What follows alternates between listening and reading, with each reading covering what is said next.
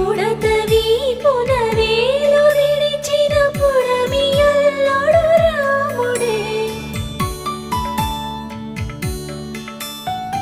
ఎడమ చేతను శివుని విల్లును ఎత్తిన రాముడే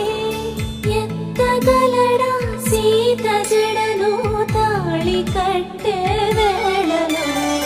రామ చక్కని సీతకి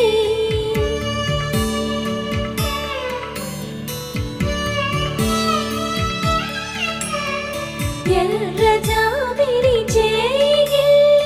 రాముడేడని అడుగుతుంటే చూడలే